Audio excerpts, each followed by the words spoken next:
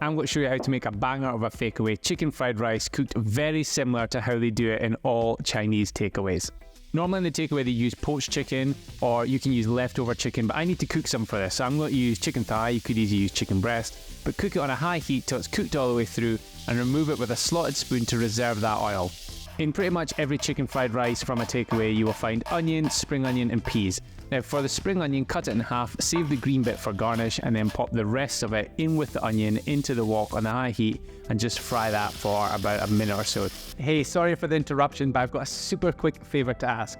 If you could either click like, drop a comment below and let me know what you think of this recipe, or subscribe, I would really appreciate it. It has got absolutely nothing to do with my ego. It just means that if you interact with this video in some way, YouTube is more likely to show it to others so that more people get a chance to cook my recipes.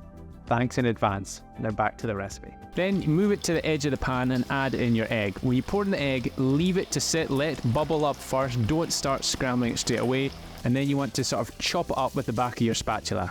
Your rice has to be cold and cooked the day before and left in the fridge overnight to dry out. You cannot do this with freshly cooked rice. It's too wet and sticky and just will not work. So you've got to use leftover rice from the day before, add all the other ingredients to it, pop the chicken back in the pan, and we're going to fry that for about 3 to 5 minutes.